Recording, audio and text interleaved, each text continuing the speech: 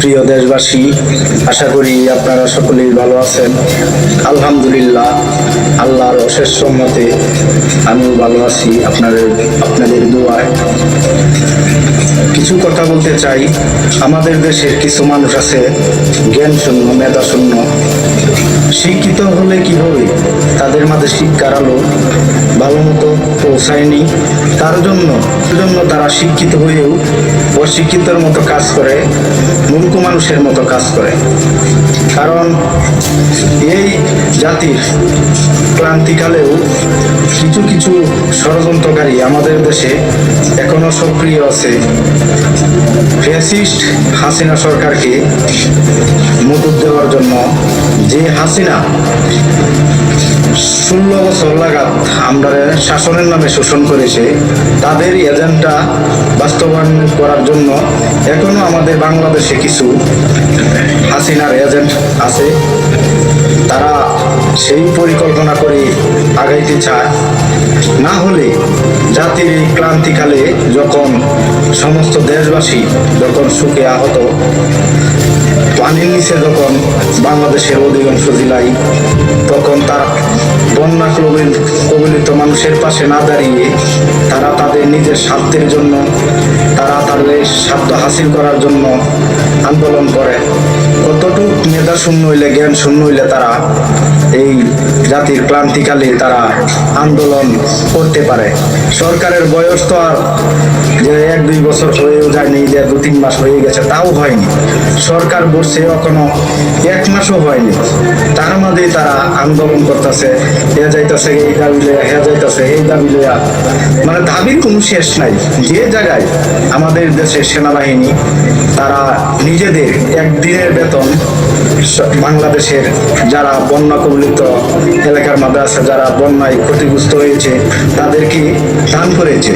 সেই জায়গায় সেনাবাহিনী যখন এত বড় একটা উদ্যোগ নিয়েছে, সেনাবাহিনী, বিমান বাহিনী, তারা যখন নিজ উদ্যোগে নিজের টাকা পয়সা ভেঙে তারা তাদের পরিশ্রমের টাকা যখন মানুষকে দিতেছে, তখন আনসার বাহিনী, আর আনসার বাহিনী না ক্যান্সার বাহিনী বুঝে আসে না আমার।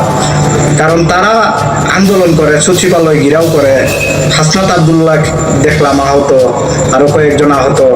হাসনাত আব্দুল্লাহ অপারেশন হয়েছে মনে হয়, যেটা দেখলাম।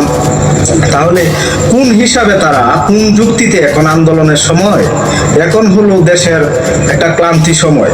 যে জায়গায় বাংলাদেশটারে ফ্যাসিস্ট হাসিনা সরকার হয়ে গেছে, এই জায়গাতে এই সরকার এই দেশটাকে টেনে উড়াইতে অনেক সময়ের প্রয়োজন, অনেক দিনের প্রয়োজন। তারা সেই সময়টা না দিয়ে তারা তাদের চাকরি স্থায়ীকরণের জন্য তারা আন্দোলন করতেছে। কতটুক মেধা শূন্য হইলে মানুষ, জ্ঞান শূন্য হইলে এইসব কাজ কারবার করতে পারে, এটা মানে তারাই ভালো জানে। যে জায়গায় সারা বাংলাদেশের মানুষ অসহায় মানুষের সামনে হাত বাড়িয়ে দিয়েছে, তারা সহযোগিতার বদল তারা আরো বাংলাদেশ সরকারের তারা মানে অসহযোগিতা করতেছে, এবং কি বাংলাদেশটারে অস্থিতিশীল করার জন্য উঠে পড়ে লেগেছে, এবং আওয়ামী লীগের এজেন্ডা বাস্তবায়ন করার জন্য তারা মানে উঠে পড়ে লেগেছে। তাহলে এইসব কার্যকলাপ ভাবতে ভাবতে মাঝে মাঝে আমার ঘৃণা হয় যে এইসব কি মেধা শূন্য বলে মানুষ, এরা কিভাবে চাকরি পেল, আর কে এদেরকে চাকরি দিল? যারা সচিবালয় ঘেরাও করছে, যারা হাসনাত আব্দুল্লাহ, শাহরিয়ার আলম, তাদের উপরে হামলা করছে, তাদের বিচার হওয়া প্রয়োজন এবং তাদের কঠিন বিচার হওয়া দরকার। কারণ এই সময় আন্দোলন করার কোনো যুক্তি নাই। যে হয়তো সরকারের 1 মাসও বয়স হয়নি এখনো, সরকার বসুক, বসে আগে সবকিছু সংস্কার করুক, তারপরে সেখানে আন্দোলন করা যায় যুক্তিসঙ্গত। কিন্তু এখন যেটা করতেছে এরা, এটা মেনে নেওয়ার মতো না। কারণ এটা যুক্তির ভিতরে পড়ে না। যে হয়তো একটার পর একটা আমাদের দেশের মধ্যে দুর্যোগ লাগিয়ে রয়েছে, এবং হাসিনা সরকার 18,34,000 কোটি টাকা এদেশের ঋণ খেলাপি করে দিয়ে গেছে। সেই জায়গাতেই দেশটারে টান্নে উড়াইতে সারা বাংলাদেশের মানুষের সহযোগিতা প্রয়োজন। তারা সরকারকে সহযোগিতা না করে, সরকারকে আরো অসহযোগিতা করে মানে দেশটাকে অস্থিতিশীল করতে চায়।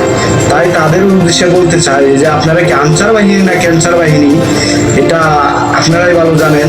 কারণ আপনারা যদি মানবতা থাকতো তাহলে আপনারা এই কাজটা করতে পারতেন না, সচিবালয় ঘেরাও করতে পারতেন না। স্বাধীনতা এটা না মানে যে আপনারা যখন যেটা মন চাবে তখন সেটাই বলবেন এবং মন্ত্রণালয় সচিবালয় ঘেরাও করবেন, রাষ্ট্রভবন ঘেরাও করবেন, এটা না। আপনার যখন যেটা প্রয়োজন আপনি সরকারের কাছে আবদার করতে পারেন, সাংবাদিক সম্মেলন করে চাইতে পারেন।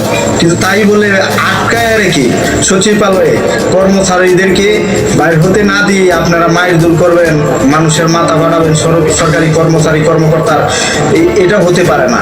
কারণ এটা মানবতার ভিতরে করে না। যে জায়গায় মানুষ, সারা বাংলাদেশের মানুষকে সহযোগিতা করতেছে, সহযোগিতার হাত বাড়িয়ে দিয়েছে, সেনাবাহিনীও সে জায়গায় পরিশ্রম করতেছে, আর আপনারা দেশটাকে অস্থিতিশীল করতে চাইতেছেন, এটা কোনোভাবেই মানে নেওয়া যায় না। আপনাদের বিচার হওয়া প্রয়োজন এবং বিচার হবে বাংলার মাটিতে।